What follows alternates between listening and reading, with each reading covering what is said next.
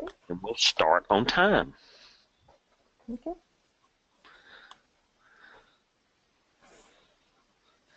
Because with this vendor here, I have to I have to keep it right at the time limit today. So Okay. Let's start. yours was scheduled first though, so this is going on. So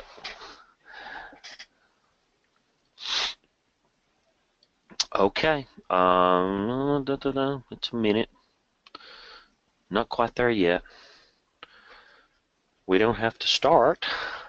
We Let have me get my. 117 people, so 18 now. We're already started. So we're beginning. Man, this minute. Okay, there he goes. Okay, guys, we don't have to start the presentation because we accidentally already started it. So, welcome to the DBA Fundamental. That's a mouthful. DBA Fundamentals Virtual Chapter Meeting for May. Today's presentation is SSIS Fundamentals and Beyond, 2016 features.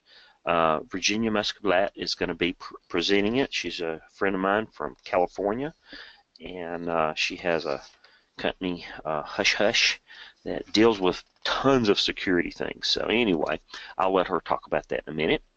I'm going to look at a couple of other things first. Our sponsor, Century One, I still say SQL Century, is got great tools, and they rename themselves because they've got tools for things other than SQL. But since this is mostly a SQL session, we'll focus on that. There's tons of articles, videos you can go look at. If you want to click on the camera on the top of your screen, you can keep these links here, trial downloads. You can get a free copy of Plan Explorer, which is fantastic if you're looking at execution plans. You can then, if you want to, if you've got some extremely tough queries, you can capture the plans and it'll mask the data for you and send them to them for suggestions on what they would do in fixing those query plans. So it's tons of tools. Take advantage of it. Virtual group news. Of course, Shane is our new guy. He's actually been our new guy for 3 or 4 months now, so I could take him off there. I'm not saying he's new anymore. But PASS is doing something a little bit different with the virtual chapters. It'll affect us somewhat. The registration process is going to change for sessions that we don't already have set up. And PASS wants people to sign up for PASS, obviously, and there's tons of advantages to doing that, so really you should to see the sessions. And we've got multiple locations to where you can go sign in and sign up. I just wanted to show you how simple it is. And I was talking earlier that I was having a hard time finding it, but it's because I was signed in already. I couldn't get it out. But basically, just key in some basic information. I think you can ask for stuff to be sent to you, but you don't have to have anything sent to you if you don't want to, because I know how it can be. Let's see if I'll set up some stuff. Well, I don't want to mess that up. Anyway, go sign up for our sessions that way, and that way we can continue presenting great sessions for you, and you can still see them.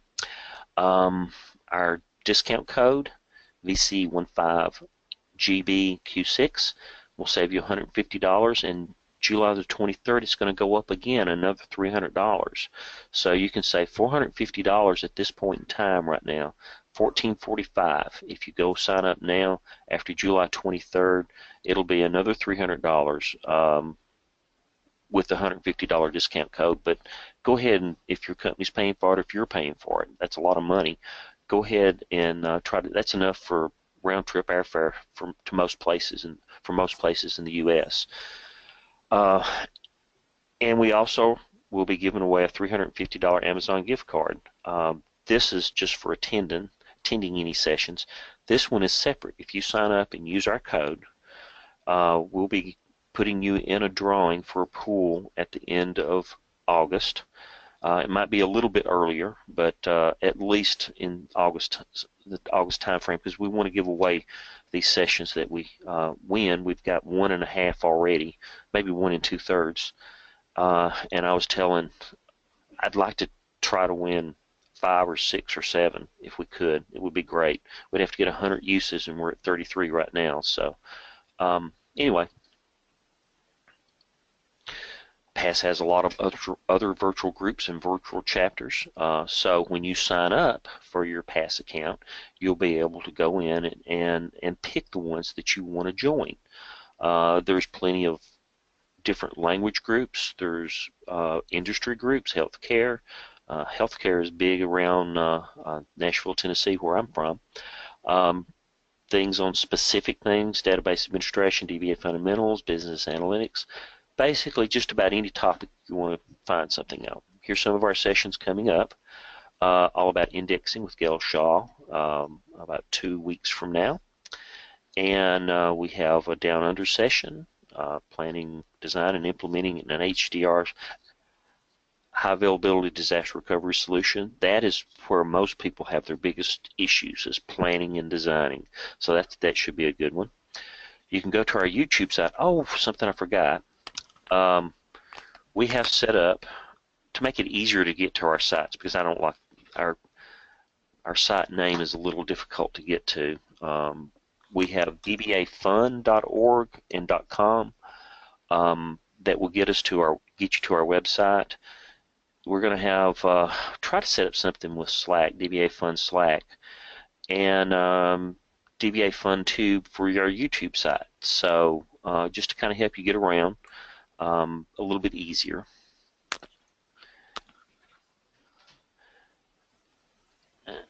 Okay, and I'm not going to go over all of those. We need to get on to presentation stuff. Just wanted to highlight the closest ones. SQL Saturdays are a great free thing that you can get from PASS also. Here's one coming up in New York, May the 20th. We have SQL Saturdays all around the world.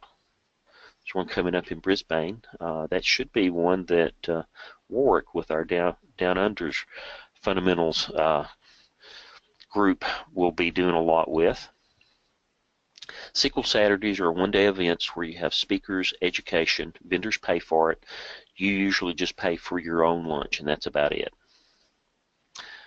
This session will be recorded, and if you want to the camera to click on this to keep up with where these links are, you can get to that, or you can go to DBA Fun or DBA Fun Tube and get the sessions.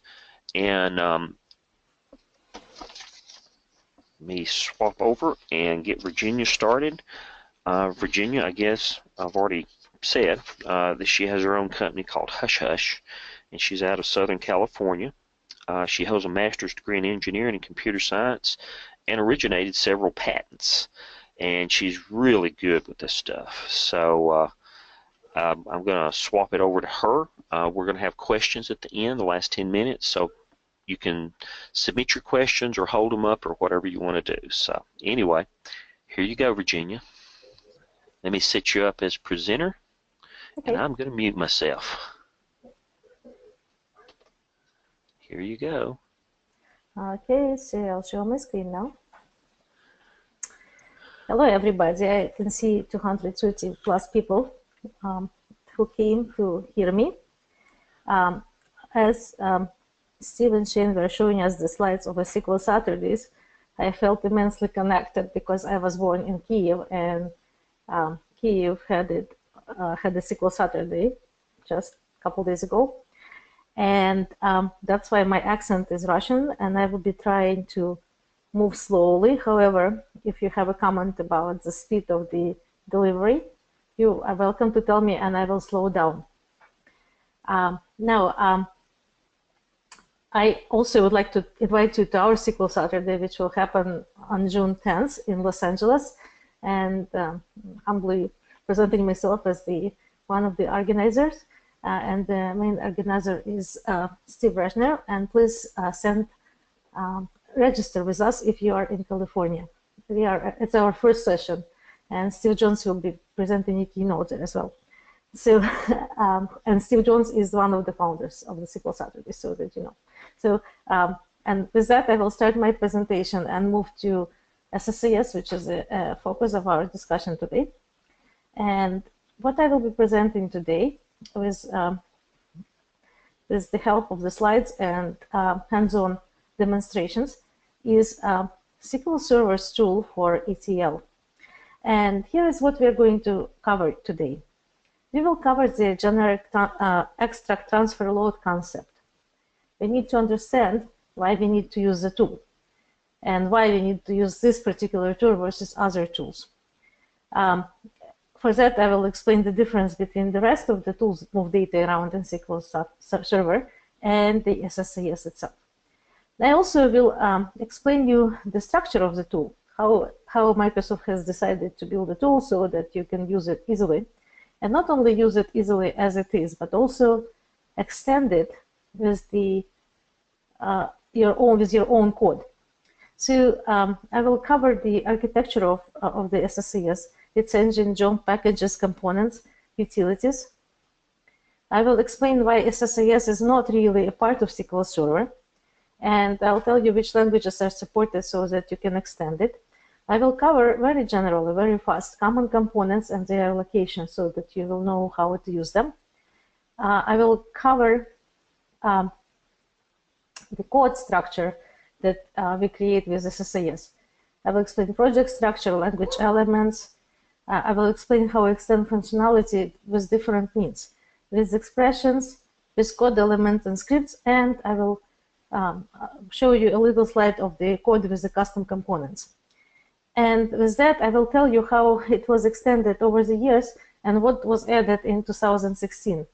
And in 2016, I will explain just very specific tasks. In 2016, I will explain 4 features that I think might be difficult to do, to grasp immediately. So I will try to show you how to prepare the environments and how to use them. These are all tasks related to code writing. What I don't cover the deployment model in this lecture at all because I don't have time for the complete scope, but I will be happy to cover deployment with you if you are interested later on, if Shane and Steve will decide that they want to give me a stage again. How does it sound so far? Okay, I am assuming good. Sounds good. I've got a delay in unmuting myself. Okay. And users are saying that too, so sounds good. Okay, all right. So let's start with that. So first of all, I told you that we will be talking about ETL. And ETL is a extract transfer load process. And why do we need ETL at all? We have a lot of needs to move data around. We are working usually in infrastructure of the whole company. We don't work with just one database. As DBAs and database developers, we often have a lot of different databases, some of them SQL, some of them non-SQL, some of them not the databases at all, but the files. Data is located everywhere in organization on a plethora of organizational servers. And oftentimes, for the needs of the application development or support, we need to move this data and put it all together in one single machine. And for that, we have to use tools different from SQL Server, because SQL Server is an engine that provides for ACID. And what we need to do, we don't need the transactional management necessarily oftentimes. We need to move some batches of data from different places. And how did SQL Server resolve this task? When we started with SQL Server, right when it split with the SSIS 4.2, when it split with the SSIS, we didn't have any tools that would allow you to move data around, except some internal tools. I remember myself how I used the BCP utility to move files in and out. This was pretty much it. You would have to write the flow with the BCP utility, moving data from one place to another place with the different ways, oftentimes with code, or with scheduling of FTP servers. And then this flow of tasks, control flow of data moving, was totally up to you. It was not visible. It had to be documented. It could have pieces of code in the different servers, and it would often fail, and debugging it would involve logging into 5, 10, 20 servers, finding the fault. It was very cumbersome. However, we did it. So we moved data with BCP utility. We also connected with linked servers from one server to another. We can later on, Microsoft introduced Service Broker, which is in a way a database layer bus. It allows you to schedule a bunch of jobs that run after each other and move data around, and you broker this whole movement. You also have a replication as the way to move data from one server to another instantaneously. Let's say almost instantaneously. But all of these ways to move data are very simply extract and load processes. They don't transform data on the way. And sometimes you do have tasks where you need to transform data. And for that, with all these ways of doing data transfers, you would use the ELT process, extract, load, and then transform. But we would love to sometimes do transformations on the way. And for that, extract, transform, load process works the best. And somewhere in 2000, Microsoft introduced what was called DTS tool. DTS tool was pretty great, actually. I liked it. But in 2005, they completely changed the model and introduced a tool which they called SQL Server Integration Services that came with SQL Server itself. And it utilized the new .NET framework that Microsoft presented with their Visual Studio. Why did they do that? Because in essence, extract, transform, load process is done usually with writing a lot of code. You need to do workflow with the code. You need to figure out the connections to the servers. You need to figure out the steps that you will do one after each another, and you need to transform data along the way. So what they were thinking, that why don't we create a tool that accommodates extract, transform, load process.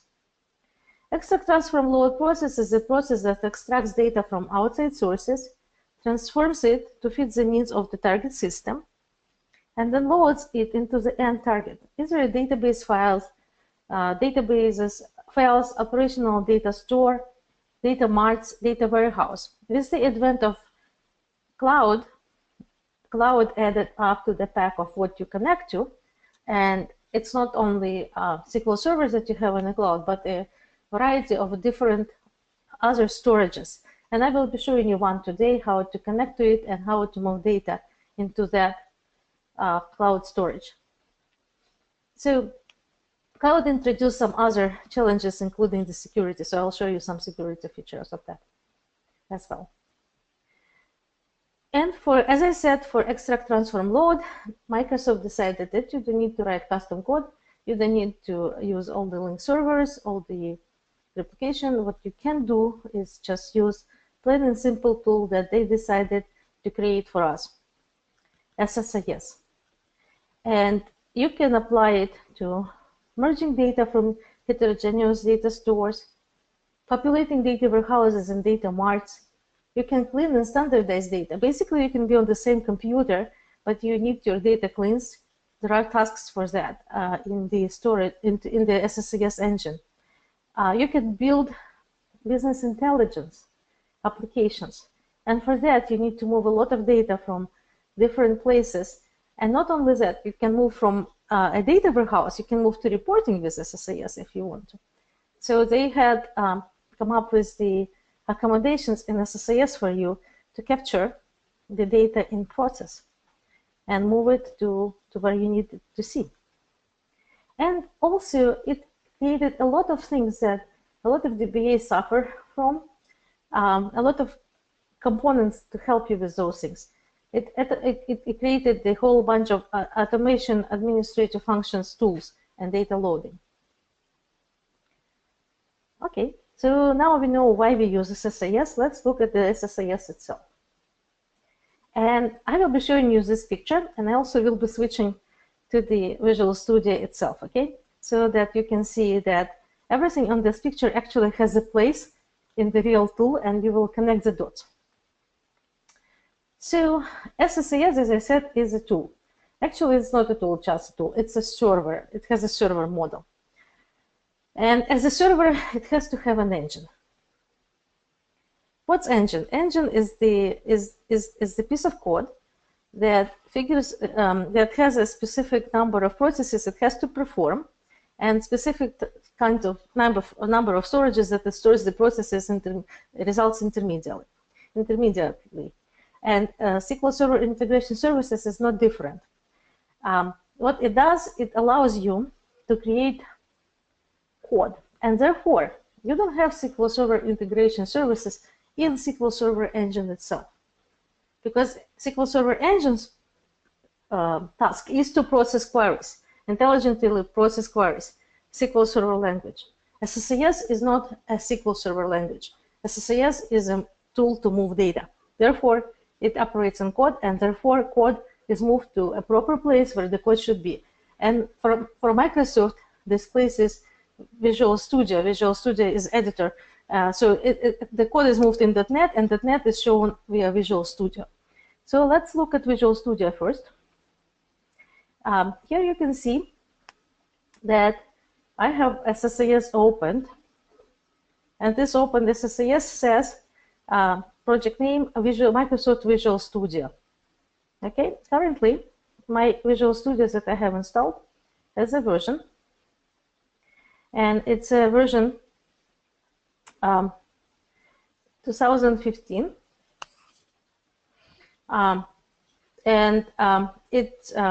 it tells you that it's a Microsoft .NET framework, and I have chosen a very specific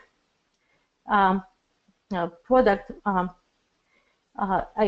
It's called SSDT. So to install the right version of Visual Studio, you need to install also SSDT, SQL Server Data Tools, which will hold the necessary, how they call it, templates, necessary templates for the framework.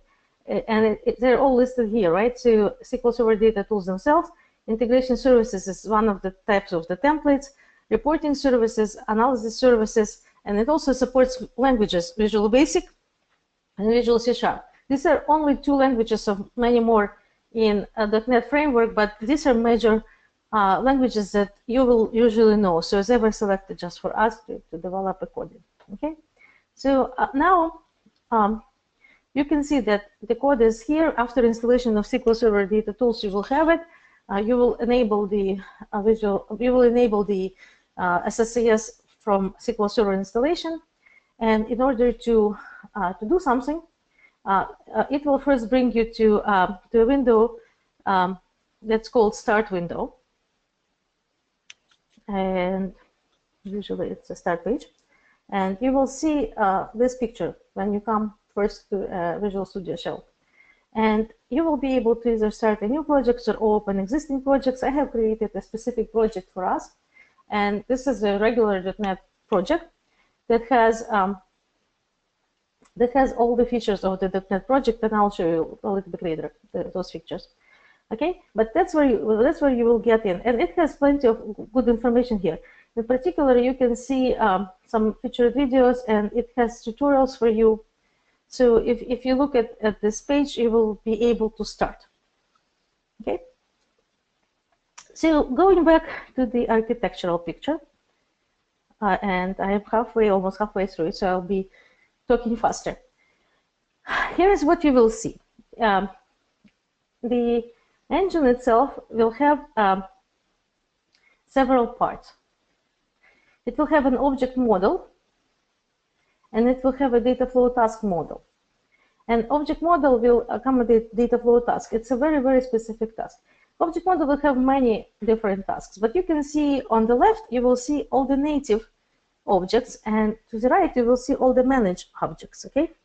So Microsoft wrote the whole engine as the XML workflow connected that calls DLLs in memory. So it it focused on specific tasks that they think you need automation, that they think you just need to configure and don't have to write code. They created them a graphic user interface that you can look at the components. And within this graphic user interface, they provided you with the configuration parameters. They wrote their code in native code, which is in C++. You will never be able to see the code itself. But they also allowed you to create your own code, and these are components that you create. They're managed components. It's a managed code. They're usually written in C++ or Visual Basic, and this one you can integrate with your custom DLLs that install into CLR, Common Language Runtime. A lot of components in Microsoft world install into CLR. You can create those in SSIS and CLR for SQL Server, and just regular components in the COM model. So they all install into a place in memory we call CLR. They have 2 folders. In order to install into CLR, you have to place them first in 2 folders for SSIS component specific. One of them will be workflow components, and the other ones will be data flow components. And if you're handy enough, you can extend your code. There are multiple advantages of extending your code with components. And the very first that stands out is that it becomes a component that can be reusable by the whole organization after you deploy it. And thus, you can have functionality repeating on every single server in your organization. And for us, the vendors, the benefit is obvious. We can sell the components, so you don't have to write them, which we do. And at Hash, we're writing data masking components so that you don't have to know specifics of the data masking function. We also have a little bit of moving out of the topic. We also have a tool that allows you to do data discovery, sensitive data discovery, and build the whole packages. So that functionality also exists. There is a object model within which you can build not just the components, but also the packages. So let's look at what we have here. So in this yellow box, you will see what describes a package. Package is the basic unit of any project. It's your XML flow that connects DLL components within, and we call them tasks. Okay, so tasks are usually done as a task of the SSIS workflow engine, or the task of the transformation of the data flow task module. So let me go back to Visual Studio and show you, because all these elements of architecture you can see actually visually in Designer. So I'm showing you the Designer. It also has a runtime, but right now I'm showing you the Designer. So in Control Flow, you will have all your tasks in what we call SSIS toolbox. There are different types of tasks there, and they are separated into areas. There is a common area that includes very common DBA tasks, which have execute package task, execute process task, expression task. It's a very important task because it allows you to split your flow.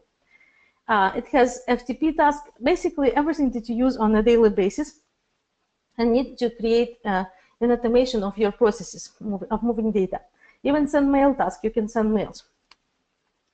It also added SQL Server, Microsoft SSIS team added several very nice features that allow you to automate connecting to Hadoop file system, Hadoop Hive task, and Hadoop Peak task. These are the ones that are part of Microsoft ecosystem in Azure.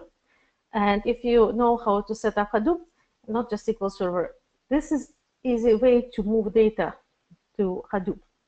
I will be showing you today the blob feature, but not the Hadoop, because Hadoop requires a lot of setup. Blob is a bit simpler, but it's not as a SQL Server, and I'll show you how to use the blob. And by analogy, you can look at the Hadoop and data warehouse and other tasks.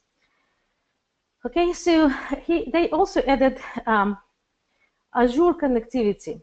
Azure connectivity would be Azure Blob download, Azure Blob upload, in Hadoop inside create cluster task, Hadoop inside delete cluster task, and Hadoop inside Hive task, Hadoop inside Peak task. I can't talk much about Hive and Peak. I just want to tell you that these are tools similar to SQL language that allows you to query the Hadoop storage. Okay, because Hadoop is different. And also you can do SQL data warehouse upload task. Data warehouse in Azure is very different from data warehouse on premises because it has a very complex architecture, including the central servers that manage distributed nodes. A lot of computations happens in memory within those distributed nodes. You can do either traditional SQL or SQL with columnar data stores. So there are a lot of possibilities there. Again, out of scope for today, but you know that it exists. Now, for major code management, they have containers, and I will show you very, very quickly how you do containers. I have a SQL Server Integration Studio package with that. And you also have other tasks, and these are more of automation tasks. All your backup databases, cleanup history, cleanup tasks, execute SQL Server agent job, notify operator, rebuild indexes, everything that you do within your DBCC realm, it's here. Okay, all the management and regular availability tasks, disaster and recovery tasks are here in other tasks. These are all prepackaged things for you. Let's look at one of them. For example, you can transfer the whole database task, for example. If you create this task, you will open it up. It has an interface. Every component has, it looks like that. It has a rectangular interface, and when you open it, inside there are several tabs on the left, and within the tabs, your configuration parameters, okay? So for the transfer database task, it will ask you to have specific things. First of all, you will have connections. You will have to establish the connections. And after you establish the connections, you will have to establish the database names, and then you will have to tell the action to do. And then you will say with which method, database name, database files, reattach source database. You will have to say is it a file source true. So basically, these are your configuration parameters of the task that you usually do. But it's not it. Not only you can do configuration parameters, you can do expressions. And I will show you expressions in a different slide. But here I will show you the basic features of expressions. You usually have a property that you can come up with a dynamic value to, and you do it with the expressions engine. So first I have to choose something here, and then I can open the expression builder, and as you will see, you can choose some variables and come up with the code. I will talk about it a bit later. So every database, every component in SSIS has this particular interface. All right.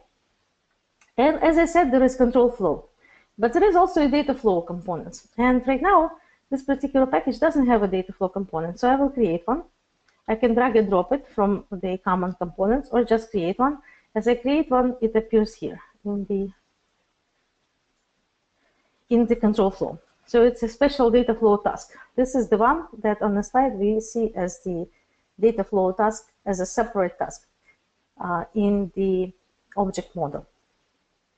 It's different from the rest of them because it is the essence of the whole SSIS engine. It moves data and transforms it on the way. It moves data with transformation. Whereas objects in the control flow would not necessarily transform your data. This particular task always transforms the data or always moves it from source and destination. So transformation is optional, but source and destination always present. Looking back at the task, what you have to do, you will have to create some connection. And when we look at the connections, you will see different sources for the connections. ADO.NET, change data capture, Excel source, flat file, ODBC, OLEDB, raw file, XML source, and you will have connections with the destinations, and there are many more. In particular, it covers the whole business intelligence capabilities. It captures, whereas the sources captures change data capture, for example. The ones in destination don't capture the change, but they partition, for example, your data, or they figure out how to do data mining models, or they do dimension processing. They do a lot of things that let you attach to the data warehouse and do data warehouse jobs.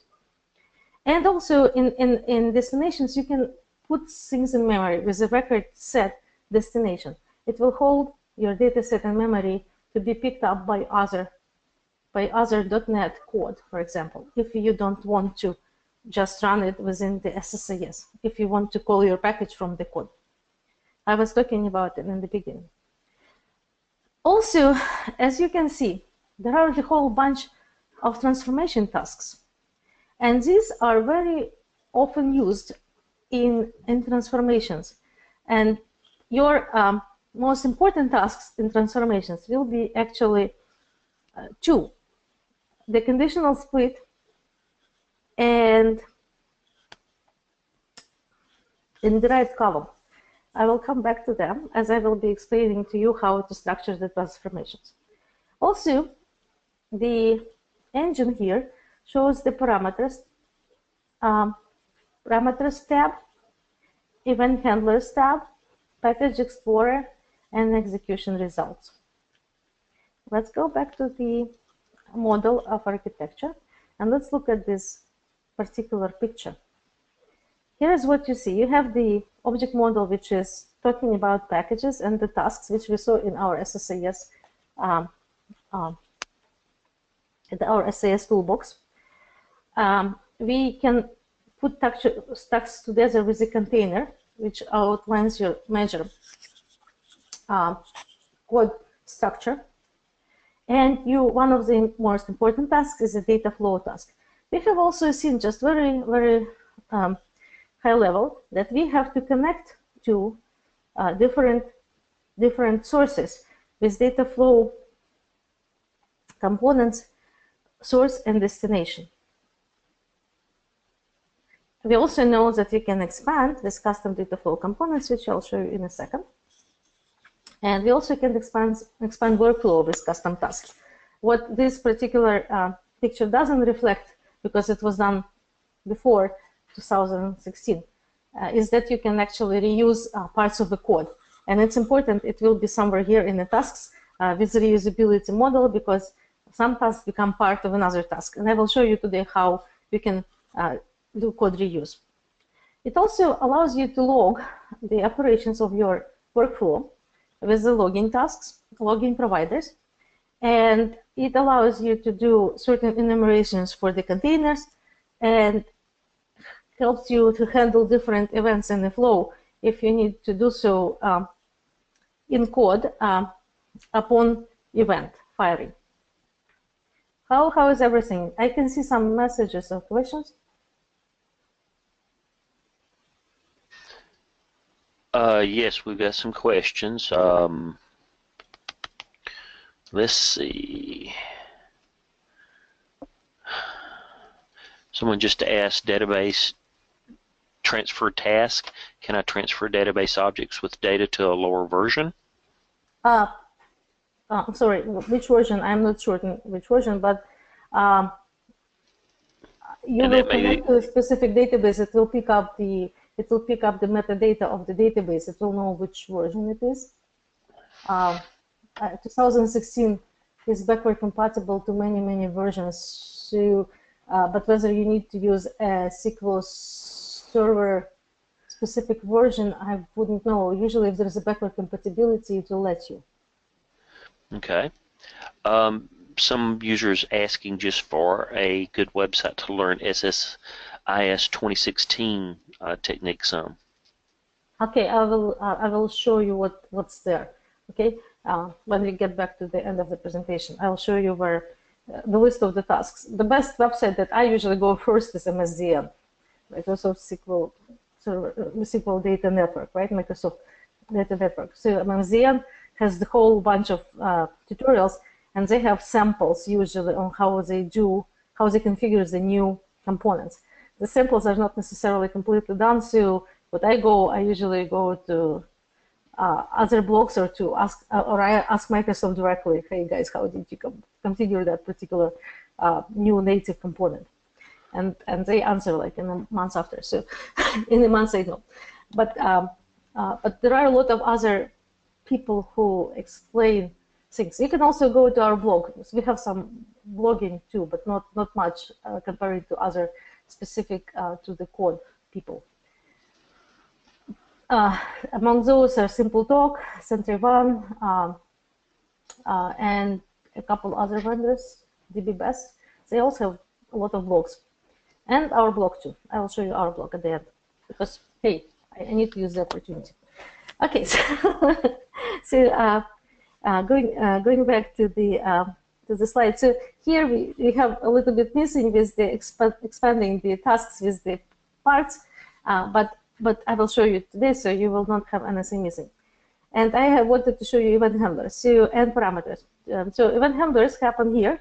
You can have different events on the components, which you will handle with a specific new event handler, which in particular another component that does something. For example, if you want to send email based upon execution of some tasks, what you will do, you will click here, and you will drag and drop email task that you will configure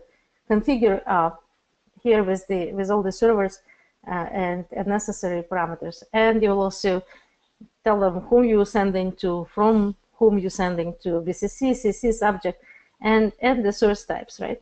But you have to have your mail server configured first before you send the mail task. Okay. Right now I want to delete this. And with that, let's jump back to the presentation. So this is a pretty robust engine. Oh, forgot to show you one more thing. One more thing that you need to understand is that every package underneath has code, and you can view it. What I did, I right-clicked on the package, and there are a lot of things that you can do with it. In particular, you can view code. And if I view code, it shows me the whole XML model that tells you that first it lists all the features of this particular package with the name and such and version. And then within the name and version, you will see something that looks like GUIDs. And these GUIDs are actually your GUIDs that connect you to CLR. CLR that contains your components. These are your components numbers. Okay. So every time that you create a variable, for example, it also addressed with a GUID, and it has a specific feature, specific properties set up. For example, my variable in this package has an expression, and when you move through it, for example, you will have a file system task. It will have all the properties addressed here. At the end of XML, you will see something in black. And this is CData, and CData is how it looks like on your designer screen. You can remove it when you need to execute a package. It will not affect it. But for seeing it, if you don't have CData with your package, it will create the CData the first time you display it in the designer. This is a designer window, and CData describes whether I'm having it to the left, to the right, or horizontally. Okay, because it doesn't matter. It's just for your convenience. This is how you organize your visuals, so it's easier for you to execute. Okay, moving on from this architecture. And I'm telling you architecture because I will tell you the truth. I know a lot about SSIS, but I don't know everything. This tool was created in the realm of about how many years now? 2005 to 2017, about 12 years. It was a whole team working on it, and even if I want to catch up with everything, I can't. But knowing the architecture, knowing in general how it works, I can always find out the details. And for very, very less details, I go to Microsoft if they didn't document them. Okay, because they do have documentation, but if they don't document it properly, or I don't understand, I first talk to the other people who use it. Maybe they figured it out, and if they didn't, I'd go to Microsoft. Okay. And I do it even though I am the provider of SSIS components. So there is nothing wrong with not knowing. What's wrong is not understanding. And architecture allows you to understand. And I think this is important to understand. So as I said, every component is written in object model, and you extend this object model writing your own code. What you can do, you can take integration service object model. That includes managed program application programming interfaces. It's called IDT, you will see it in the code I'll show you in a second. And you can run it in SSIS, SQL Server Integration Services.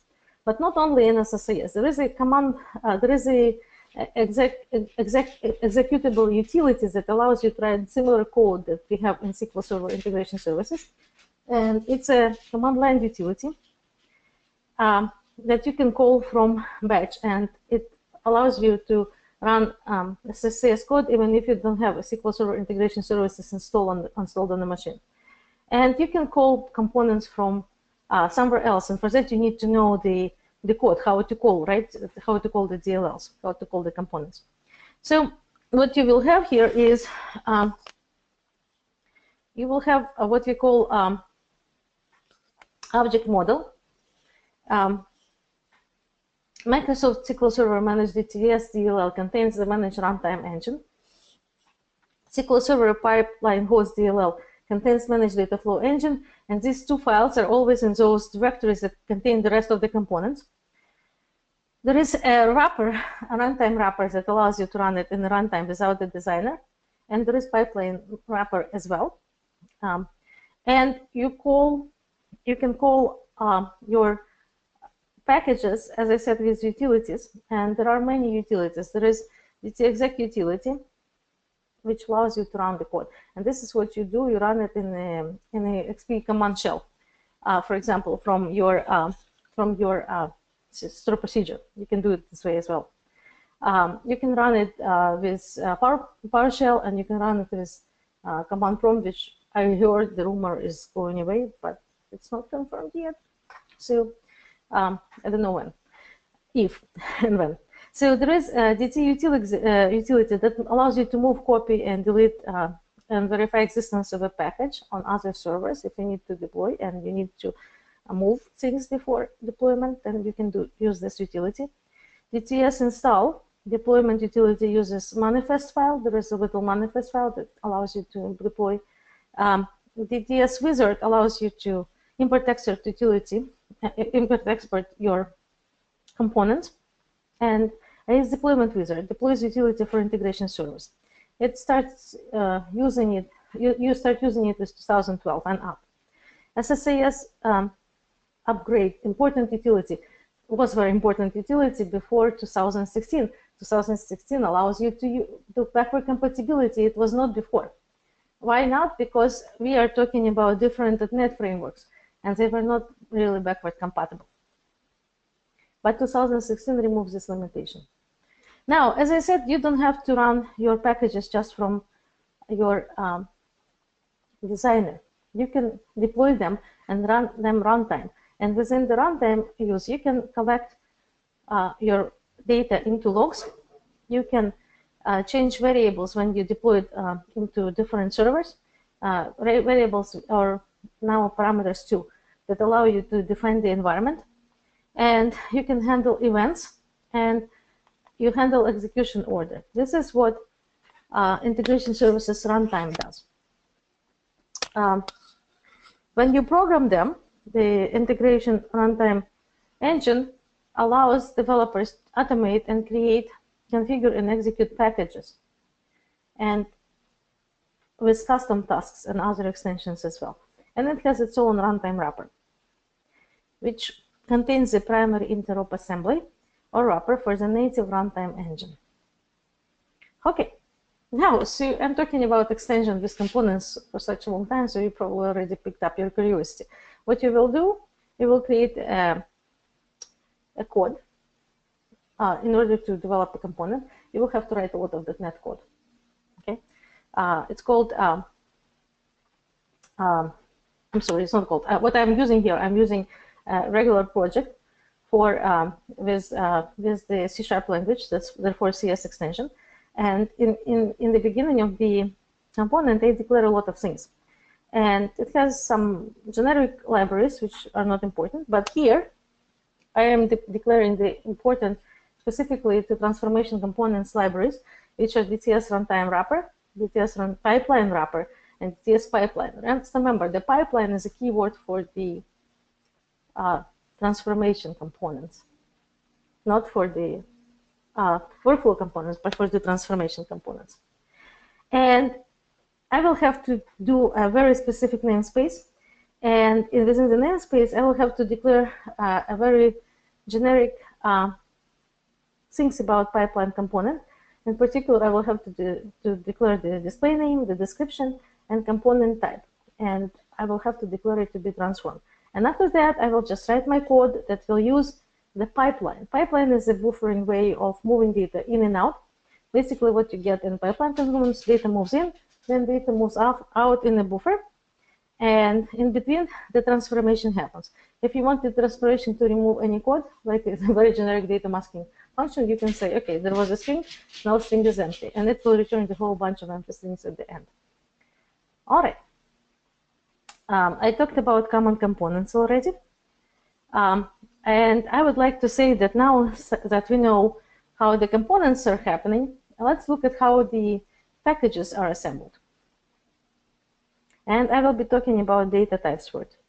Like in any code, you will have to declare certain things. And in our particular case, I'd like to go to, I believe I have Azure Blob with the data flow task. And what happens in our code, we have source and destination connections. And source and destination connections have specific structure, okay? So let me look at some. What will happen here when you connect to the connection? It will figure out the metadata of your source. In particular, what kind of columns it has, okay?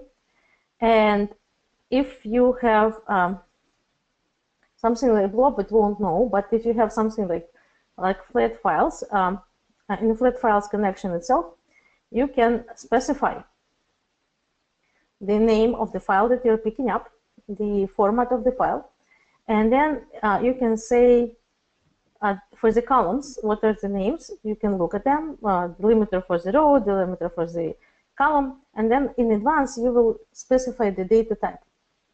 So data type of your source and destination will define how you formatted the data in code. Okay? So you actually can change it right here. I'm sorry, not here. I'm sorry, in the connection itself.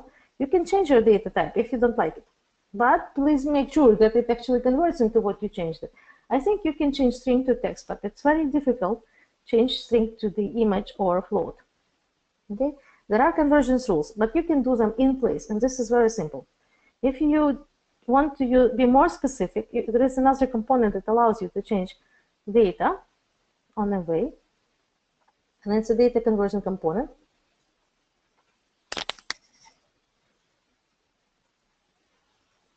Let me do this.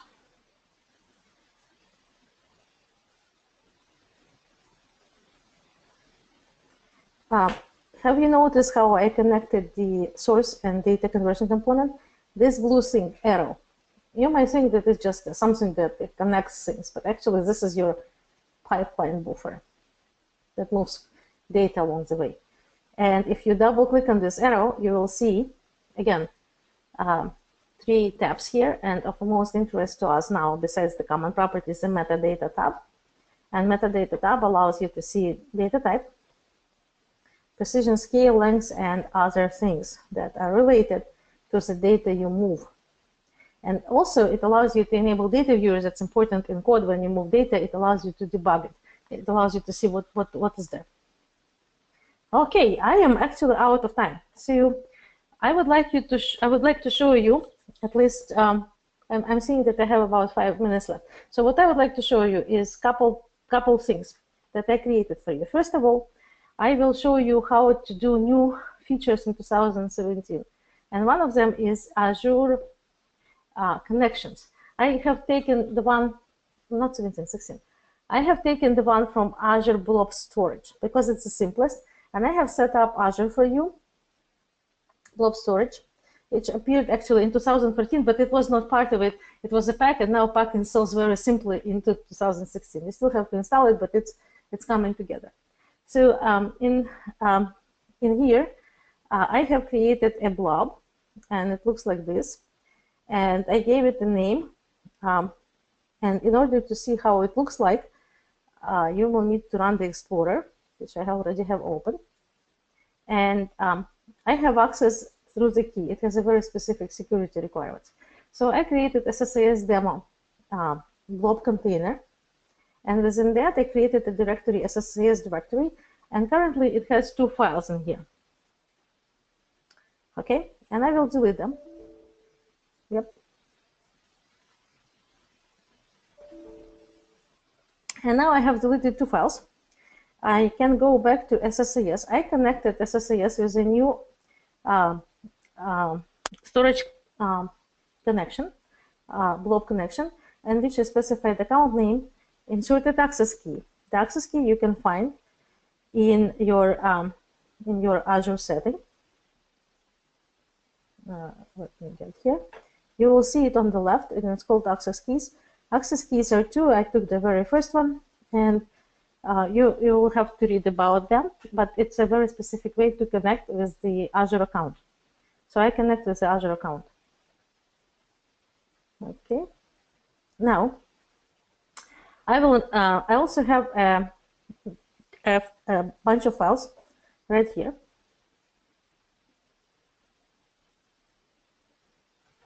In the manager, connection manager. I have created files to download. These are example and schema. Okay, I would like to move this thing out for a while.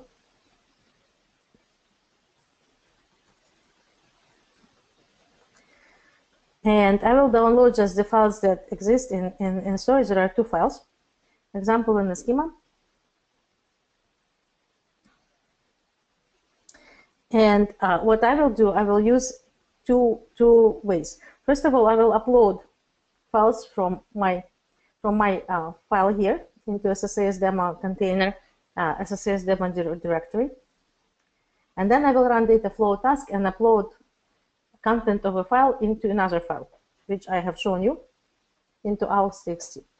Okay, so let's run it. Let's run it here.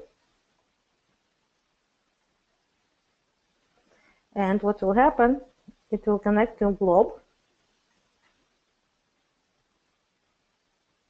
And as it runs, you will see a execution flow going through in Designer. And as it goes through the manager, it also created file. It took the specific file, example file, with txt in it, and moved it into file destination. And you can look what's in the file destination. Oh, okay, excuse me. I have to stop the execution. And in a file destination, you will see that I moved data from the file from the file in the blob into my local storage. All right. Now I will go back and I will move error files back.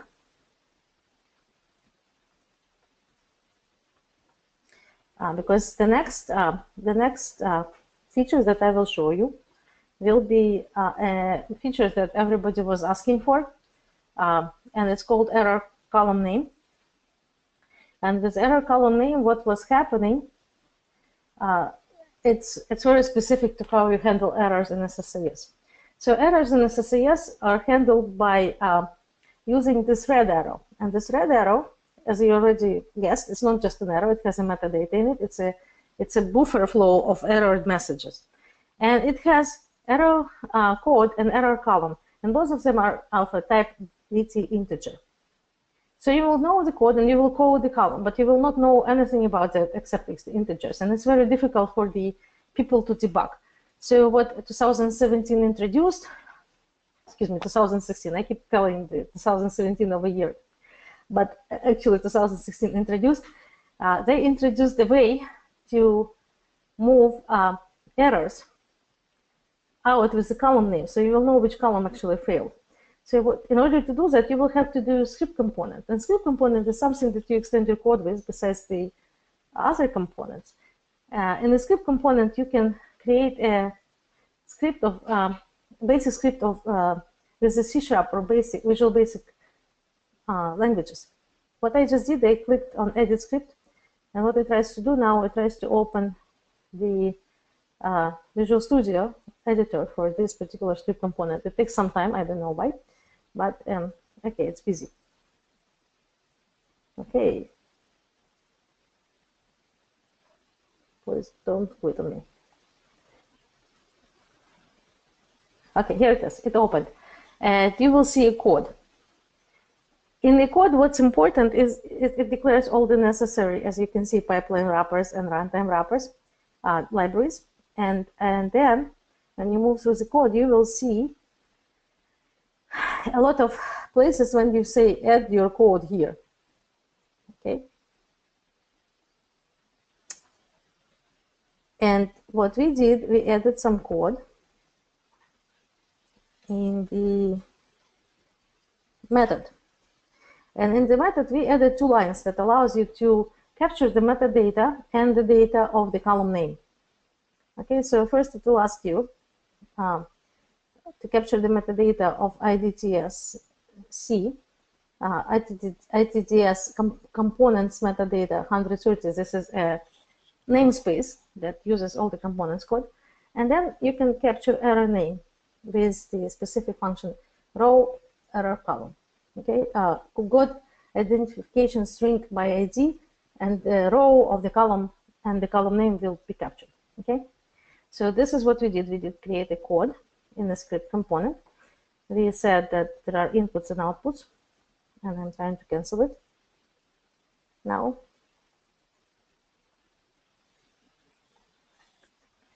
Okay, one more time. We created inputs and outputs. Inputs for error code and error column, and output. So we have to create 2 components here. So I created a component named output column that will capture the name of the component. So what I did a mixed type of a data here. I said I want to have a column 0, 1, 2, 3, 4, 5 values, but I specifically introduce A and C, which are not integers, and I will capture those values as we go through in a derived column, which has a transformation engine, another way to extend the code. And what I do here, I'm trying to multiply those integers by 2. But not everything will be multiplied by 2. Those A and B letters will be captured with the error output, move through the script component, and present themselves in the destination for the errors. Let's look at how it works. Okay, so you can see now that it executed the code. It captured 6 rows, and 4 rows went through the normal execution with the derived column multiplication function. And then we moved 2 error components through the script component and captured the column in which error happened. So if you look at this destination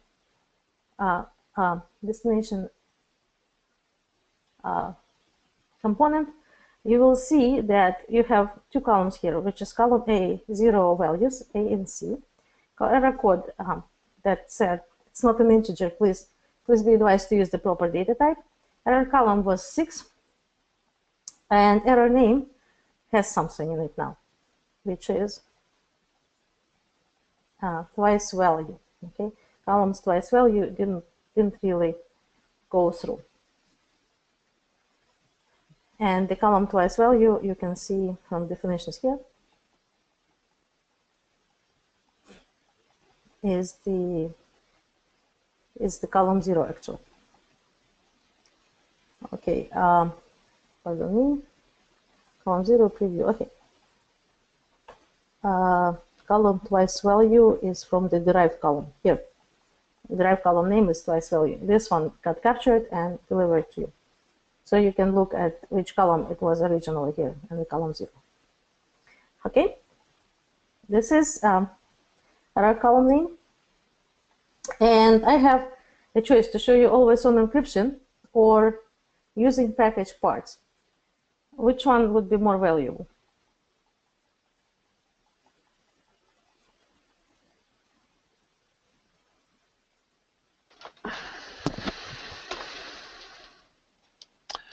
I think using package parts. Okay. All right. Always on encryption, please always come to me for the custom demo. You can order one online. So, okay. So using package parts.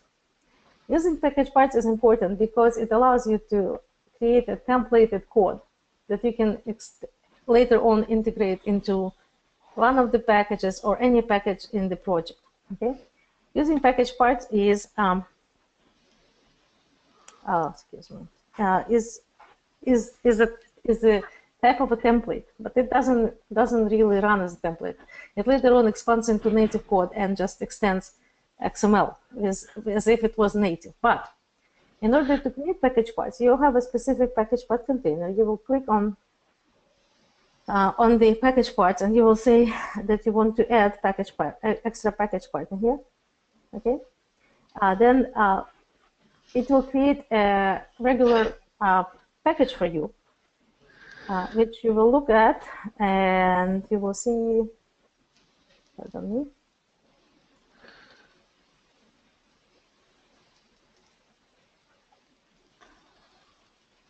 Okay, and I can't show you now because that's stuck. Sorry. And a second.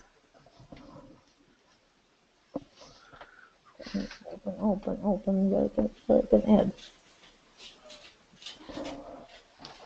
And I can't even show you the package part because I can show you designer. Because right now, after you create it, it moves it into XML. Apparently. Just a second.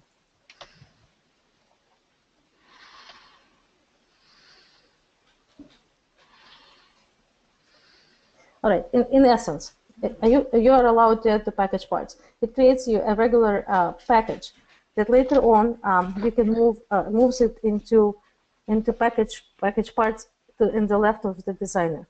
What I did here, I created a regular code that renamed the copied one file to another with the regular file file system task, and I created package part out of it, and it created package part in this originally empty folder. Okay, right now I can create any package, any SSIS package, and move the part in here as if I created a normal package parts. And I can set up the properties in here, which will say I want to have specific destination, I want to have specific source, which I copy to destination, and that will do your job. And after you set up the package, and it requires connection managers, because right now I don't have connection managers, but in this project I do have connection managers, and it knows how to use them, and I move connection managers from the variables. You can change them with expressions and move as many files as you need. So after I execute something with a SQL, I move package parts. Later on, it extends the code and they embed into the project. Okay, so I don't think I left you any time to ask questions. Do we have many questions? I'm going to let Shane do the questions. There's not a lot left. We had you answer some during that. Shane will be on in just a second, and I'll let him ask the questions. And we'll give you a few extra minutes for questions. Also, I wanted to say while he's coming on, there's a lot to cover at SSIS, and you've done a great job on the beginning portion of it. Maybe you can come back towards the end of the year when we have some more open spots and finish up the ones that we didn't get to here, and do some more intermediate stuff. People love that. I don't think there's another chapter. I haven't seen anybody else do anything on SSIS, so I think it would be great to do some stuff even in the intermediate range. So if you would like to do that sometime, that'd be great. That sounds good to me. Sounds good to me. Well, I'm going to turn it over to Shane now. Okay. Hi, Virginia. Yes, hi, Shane. I got a couple of questions for you coming in from the audience. They want to know, in older versions of SSIS, SFTP, Secure FTP connection, was not natively supported. Do you know if it's supported in SSIS 2016? I don't think so. As it doesn't show here, it's not supported in the 2016 either. Okay. It will show here. You see, there is a regular FTP task. If you don't see it, it's not there. You can check for the package, but it would have a secure thing. The problem with secure FTP, it usually requires a server to run the secure, and server is usually not coming with the SSIS itself, right? So a lot of other third-party components provide SFTP task. You can use the ones from Pragmatic Works, I believe, and I believe Kazirok also has it. And I'm not advertising them. I just use them as needed myself. Okay. Yeah. Okay. There is one about SQL Azure. Because it doesn't have a SQL agent or integration service catalog, what suggestions do you have for ETL to and from SQL Azure databases? Okay, you connect to SQL Azure databases in a regular manner. In particular, let me show you. I use a do.NET connection here to connect to a regular database in Azure. This is on virtual machine, but you don't have to have a necessarily virtual machine. You can just create a SQL Server database, and in Connection Manager, you will just provide the necessary string, which you create with a regular component.